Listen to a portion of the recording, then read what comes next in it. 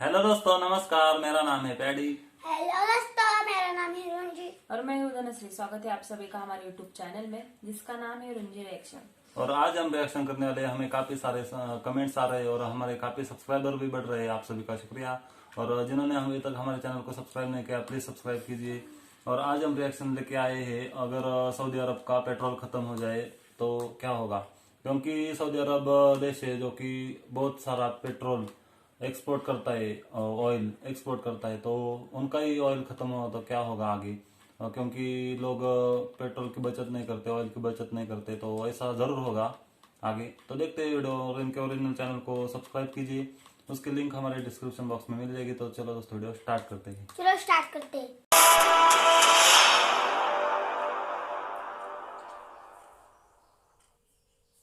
तेल यानी पेट्रोल हमारे देश में क्या मायने रखता है? शायद इस सवाल का जवाब देने में किसी को भी ज्यादा दिक्कत नहीं होगी, क्योंकि पेट्रोल हमारे देश के लिए इतना जरूरी और कीमती है कि कभी कभी यही पेट्रोल हमारे देश में सरकार बना भी सकता है और सरकार गिरा भी सकता है। हमारे देश में पेट्रोल की हालत यह है कि बीते साल अगस्त में जब पेट्रोलियम प्रोडक्ट्स के दाम बढ़े थे, तब भी देश में हर दिन 4.4 मिलियन बैरल तेल इंपोर्ट किया जाता था, जिसकी कीमत लगभग 12 बिलियन डॉलर थी। साल 2018 में तेल मार्केट में बड़े उतार चढ़ाव देखे गए और सिर्फ भारत पर ही इसका असर यह पड़ेगा कि साल 2018 में तेल आयात 46% ज्यादा महंगा हो गया और सीधे तौर पर यह भारत की जीडीपी पर असर डालेगा। पर तेल के इस उतार चढ़ाव से क्या सिर्फ भारत जैसे देश ही परेशान है, जो अपनी जरूरत का 80% तेल का हिस्सा आयात करवाता है? अगर आपका यह ख्याल है तो आप बिल्कुल गलत हो, क्योंकि तेल की यह समस्या उन देशों के लिए ज्यादा परेशानी का सबक है जिनकी पूरी अर्थव्यवस्था ही तेल पर निर्भर करती है। यहाँ बात हो रही है सऊदी जैसे देश की, जिसके निर्यात का 70% तेल का हिस्सा है। तो अब जरा दिमाग लगाए कि अगर उस देश का तेल खत्म हो जाए या फिर उस देश के तेल का इस्तेमाल ही बंद हो जाए तो सऊदी जैसे देश का क्या होगा। सऊदी को आज से 80 साल पहले कोई ठीक से जानता भी नहीं था, लेकिन उसके बाद इस देश में तेल की खोज हुई और उसके बाद इस देश की अर्थव्यवस्था पूरी तरह से बदल गई, सिर्फ तेल की वजह से। लेकिन आने वाला समय सऊदी के लिए ठीक नहीं है, इसलिए आज के इस वीडियो में हम इन्हीं टॉपिक पर बात करेंगे कि सऊदी का तेल खत्म हो जाए या पूरी दुनिया उसका तेल खरीदना बंद कर दे, तो ऐसे हालात में सऊदी अरब जैसे देश का क्या होगा। इसके अलावा दुबई के बारे में भी कुछ बात करेंगे, तो वीडियो के अंत तक हमारे साथ बने रहिए।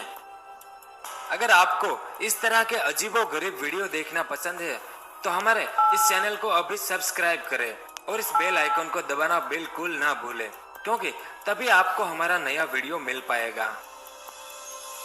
सबसे पहले तो आपको ये लगेगा कि ये थोड़ी अजीब बात है कि सऊदी का तेल कैसे खत्म हो सकता है या फिर उसका इस्तेमाल कैसे बंद हो सकता है। तो एक बात तो साफ है कि सऊदी के तेल के कुएं भले ही न सूखे, यानी उनका तेल भले ही खत्म ना हो, लेकिन पूरी दुनिया में जिस तरह से प्रदूषण बढ़ रहा है और तेल की महंगाई का असर अर्थव्यवस्थाओं पर पड़ रहा है, जैसे साल 2018 में भारत पर हुआ था, उस हिसाब से आने वाले समय में दुनिया में तेल का इस्तेमाल जरूर कम हो सकता है। और जानकर आपको आश्चर्य होगा कि आज दुनिया में ऐसे कई देश हैं जो पूरी तरह से ईंधन वाले वाहनों का इस्तेमाल बंद कर चुके हैं। नॉर्वे देश के बारे में आपने सुना होगा कि इस देश के पास खुद का पेट्रोल है और जितना पेट्रोल निकालते हैं वो सारा का सारा दूसरे देशों को एक्सपोर्ट कर देते हैं। अब आप पूछेंगे कि तो नॉर्वे क्या करता है? तो नॉर्वे खुद पूरी तरह से प्राकृतिक चीजों का इस्तेमाल करता है, जैसे सोलर लाइट। इसके अलावा United Kingdom, Norway, France, Costa Rica, Netherland, Germany जैसे कई यूरोपियन देश अपने यहाँ इलेक्ट्रिक कारों का रूल बना चुके हैं और हमारा भारत भी इस लिस्ट में शामिल है, जहां भारत साल 2030 तक 37% तेल का इस्तेमाल बंद करना चाहता है। और अगले 12 सालों में भारत में भी इलेक्ट्रिक कारें बिकना शुरू हो जाएगी। इसके अलावा ऑस्ट्रिया, डेनमार्क, आयरलैंड, जापान, पुर्तगाल, कोरिया और स्पेन भी अपने अपने देशों में इलेक्ट्रिक कारों का इस्तेमाल की तारीख तय कर चुके हैं। यानी एक बात तो साफ है कि आने वाले समय में दुनिया के कई देश पेट्रोल का इस्तेमाल कम से कम करने वाले हैं। तो अब जरा दिमाग लगाए, ऐसे हालात में उस देश का क्या होगा जिसके पास सिर्फ पेट्रोल की ही अर्थव्यवस्था हो। इसलिए यह सवाल पैदा होता है कि अगर सऊदी की पेट्रोल की अर्थव्यवस्था खत्म हो जाए तो सऊदी का क्या होगा। साल 1930 के दशक में सऊदी में पेट्रोल के कुएं खोजे गए थे और उसके बाद से उस देश ने काफी पैसा कमाया। लेकिन ये सब कब तक चलेगा? कभी न कभी तो ऐसा मौका आएगा जब तेल की कीमत कम हो जाएगी या फिर इसका इस्तेमाल खत्म हो जाएगा। कुछ ऐसे ही हालात आज से कुछ समय पहले दुबई के थे। साल 1990 तक दुबई में भी तेल बहुत महत्वपूर्ण था, लेकिन अब दुबई ने हालात बदलवा दिए हैं। दुबई के आमिर शेख रशीद बिन सईद अल मकतूम को भी एक समय पर ऐसा ही डर सताता था और उन्हें भी यह लगता था कि तेल किसी दिन खत्म हो जाएगा। और फिर क्या होगा? उस समय उन्होंने एक बहुत ही खूबसूरत बात कही थी कि मेरे दादा ऊंट की सवारी करते थे, मेरा पिता भी ऊंट की सवारी करते थे, लेकिन मैं ऊंट की सवारी नहीं करूंगा। आज मैं मर्सिडीज की सवारी करता हूँ और मेरा बेटा लैंड रोवर की सवारी करता है और आने वाले समय में उसका बेटा भी लैंड रोवर की सवारी करेगा, लेकिन उसका बेटा शायद फिर से ऊंट की सवारी करे। इस बात को ठीक से समझना।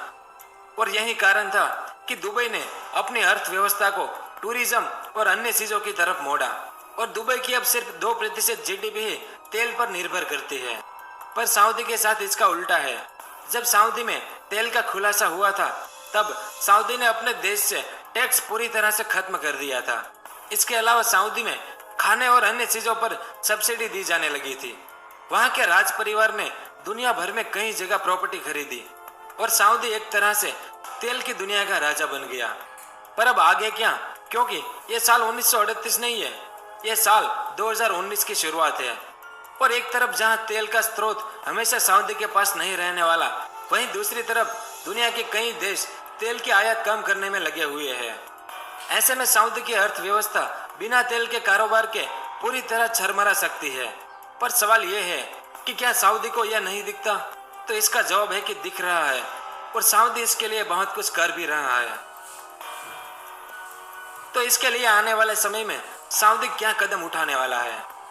तो सऊदी के क्राउन प्रिंस मोहम्मद बिन सलमान ने देश के लिए विजन 2030 तैयार किया है, जिसमें सऊदी की अर्थव्यवस्था को तेल के अलावा कुछ और चीजों पर ध्यान देकर देश की अर्थव्यवस्था को मजबूत करने का टारगेट है। इसके लिए सऊदी सरकार ने देश की एक सरकारी कंपनी अरमाको का एक बड़ा हिस्सा बेचने की फिराक में है। ये कंपनी अकेले 1 से 2 ट्रिलियन डॉलर की कमाई करती है। ऐसा करने पर सरकार के पास बहुत ज्यादा बड़ा रिजर्व तैयार हो जाएगा और आर्थिक तौर पर देश की सरकार की मदद करेगा।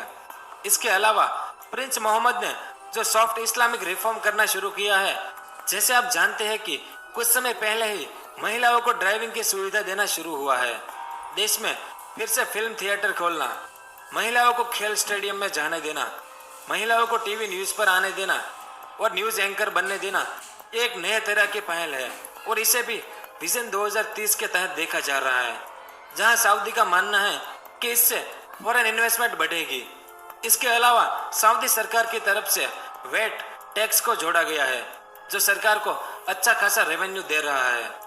इस टारगेट को पूरा करने के लिए सऊदी सरकार ने कुल 755 बदलाव तैयार किए हैं, जो विजन 2030 का हिस्सा है।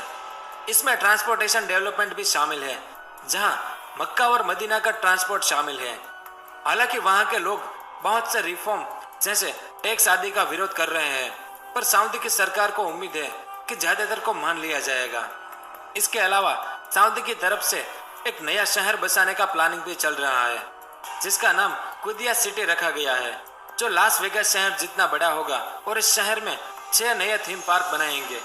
इसके अलावा सफारी पार्क भी बनाएगी और कुल मिलाकर एक ऐसा वेकेशन स्पॉट तैयार करेगी जो देश और विदेश दोनों तरह के टूरिस्ट को आकर्षित कर सके। इसके अलावा सऊदी सरकार इस बात की प्लानिंग भी कर रही है कि सब्सिडी में थोड़ा कटौती की जाए और वहां टैक्स हाल ही में लागू किया गया है, जहां वेट 5% लगाया जाता है। पर आपने बिल्कुल सही सुना, इससे पहले सऊदी में और किसी भी तरह का कोई टैक्स नहीं था। पर यह सब तो टारगेट है कि सऊदी सरकार आने वाले समय में ऐसा कुछ करेगी। इसीलिए दूसरा सवाल यह पैदा होता है कि अगर सऊदी अपना विजन 2030 पूरी तरह से तैयार नहीं कर पाया तो सऊदी की अर्थव्यवस्था का क्या होगा? अब विजन 2030 को पूरी तरह से लागू नहीं किया जा सकेगा, ये तो गलत होगा। लेकिन हाँ, ऐसा हो सकता है कि इसमें देरी हो जाए और हो सकता है कि यह टारगेट ना भी पूरा हो, क्योंकि कल क्या होगा ये तो कोई नहीं जानता, कुछ भी हो सकता है। इसलिए कुछ सालों के अंदर अगर सऊदी की अर्थव्यवस्था तेल से नहीं हटती है तो यहाँ के लोगों के लिए एक बहुत बड़ा सिरदर्द बन सकता है। जैसा मैंने शुरू में बताया था कि सऊदी को आज से 80 साल पहले कोई ठीक से जानता भी नहीं था। वहाँ सिर्फ 2 बड़े इस्लामिक तीर्थ होने के कारण उसका नाम बना और साथ ही साथ वहाँ के तेल के कुएं भी सऊदी को पूरी दुनिया में पहचान दिए गए। और अगर ऐसा होता है तो आने वाले समय में सऊदी देश वापस से बंजारों के कबीलों में तब्दील होने लगेगा। और अगर तेल की अर्थव्यवस्था टूटती है तो मक्का और मदीना के अलावा सऊदी के पास कुछ ज्यादा रह नहीं जाएगा। और सऊदी के पास न तो बेहतर स्कॉलर है, न ही उस देश के पास अपनी तरफ आकर्षित करने के लिए कुछ ज्यादा साधन है।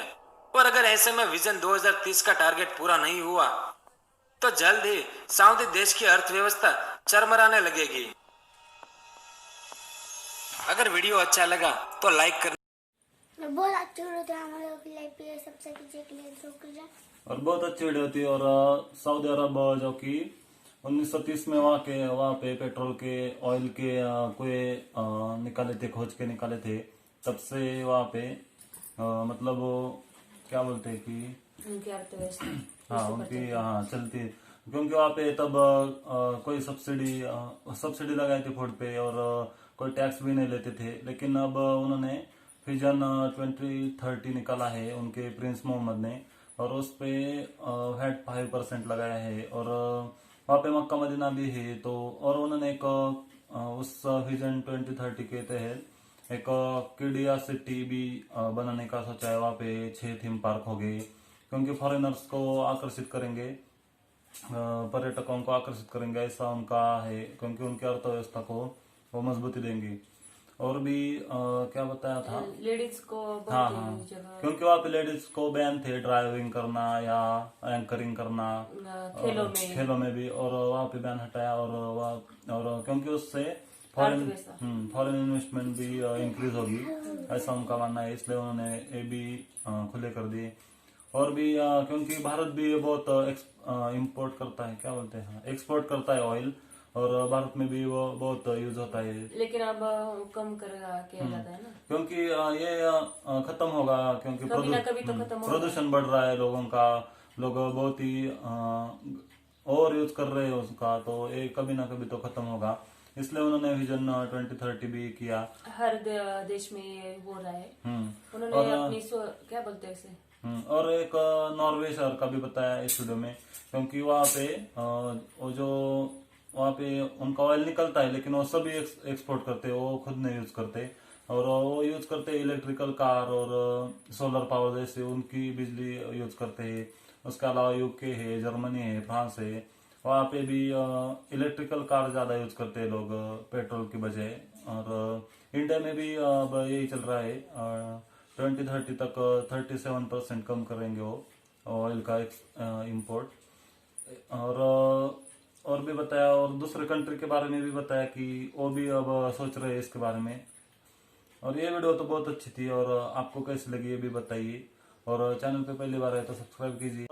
दुबई को भी ऐसा लगता था, क्योंकि 1990 में भी उनके हालत ऐसे ही थे, और उनके प्रिंस क्या बोलते हैं उनको, शेख रशीद, और उनको भी ऐसा डर सता था, क्योंकि उन्हें लगता था कि उनके दादाजी ऊँट की सवारी करते थे, और वो भी ऊँट की, हाँ, इसलिए उन्होंने ऊँट की सवारी करने से। और उनके बेटे क्या बोलते हो, महंगी गाड़ी पे सवारी करेंगे, हाँ पोते भी, तो और उनके पोते वो फिर से उनकी सवारी करेंगे, ऐसा लगा उन्हें। तो ये वीडियो तो काफी अच्छी थी और बहुत अच्छी तरीके से बताया। आपको कैसी लगी कमेंट करके बताइए।